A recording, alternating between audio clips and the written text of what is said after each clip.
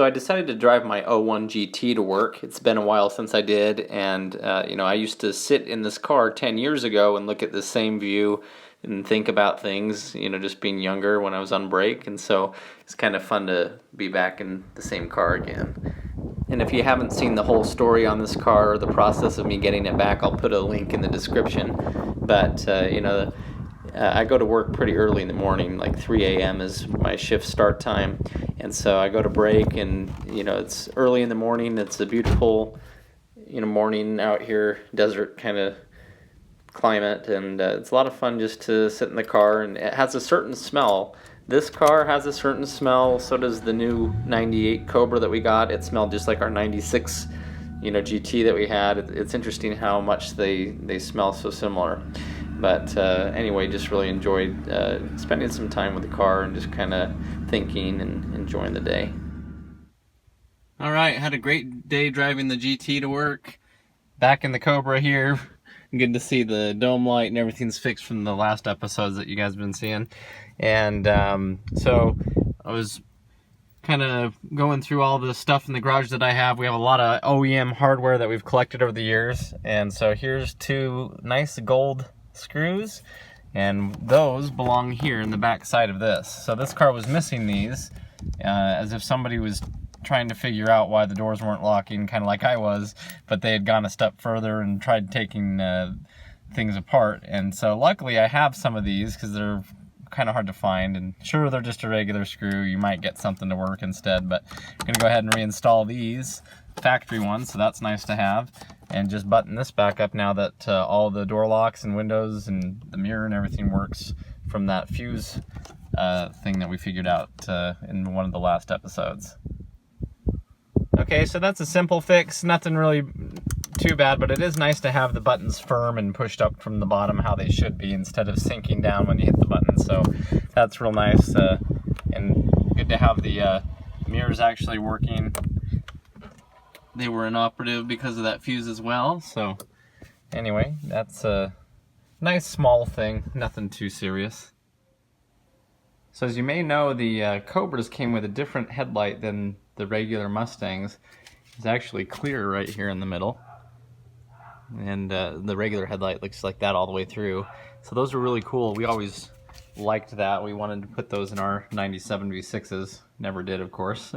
But anyway, there's a lot of ways to restore these headlights. These ones aren't that bad, which is nice. But you can, as simple as putting car wax on them, or you can sand them with sandpaper and then a clear coat. And something that Justin Johnson, my twin brother, had told me is this, the mag aluminum polish, which we use for those beauties. Okay, I guess this stuff works pretty well on the headlights. So we're gonna go ahead and give this a shot and see how they turn out. Okay, so we're just using our mother's cone here, and it's good to pop the hood too, so you get a good even bit on here. But we're just kind of putting it on. Nice little coat here, and then we'll start buffing. Want to be careful not to break off these little nubs here.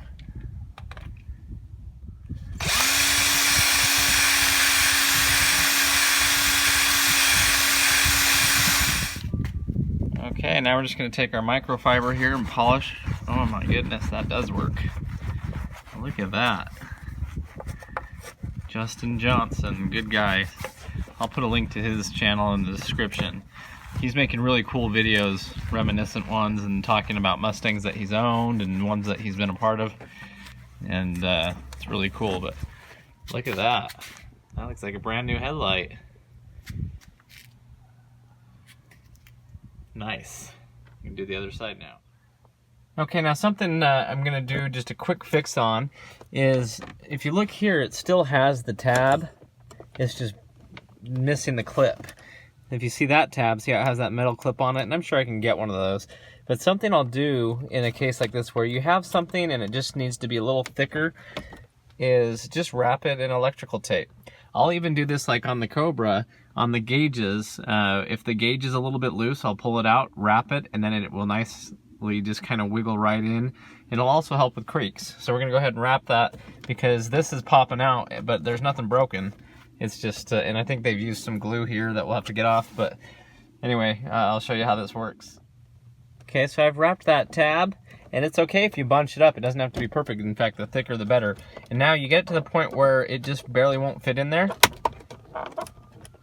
And now that's gonna stay in there pretty nice, and it's gonna keep down on some of the rattles. Okay, so here's the test. We're gonna see if this overflows after putting that new gasket in or not.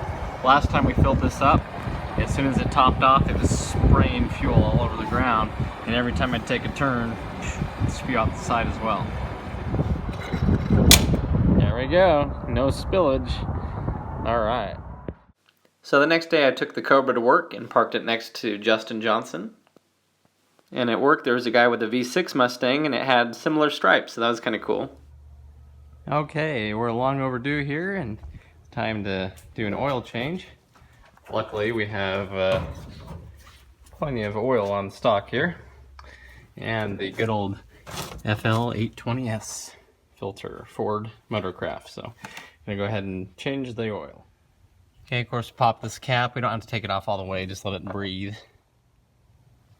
Okay, and I like to change the oil. The 5/8 inch socket works perfect. I like using an extension so you don't get your hands oily or burned. And I basically just will loosen it, but apply pressure towards it, the pan just a little bit, and then eventually I just kind of sneak in here with my finger to support the nut, and then just pull both of them away into the pan. Okay, we're all cleaned up under here. Got the new filter on, FL 820S. Ready to lower her down and fill her up with 6 quarts. Now, something my twin brother does is lines his oil bottles up like this one at a time once he's poured them in, and it allows the rest of that to drain out, and he just takes off each cap and dumps it in, and it actually gets about half of a cap worth. So you can see this one was just sitting for just a second. That's what you're gonna lose times, 6 of these.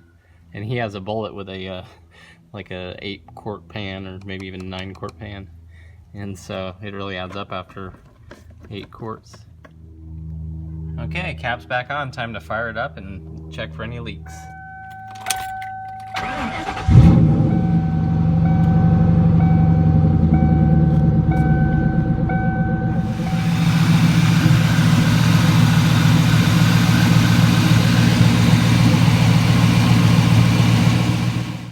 Anyway, thanks for watching, and stay tuned for more updates. More to come.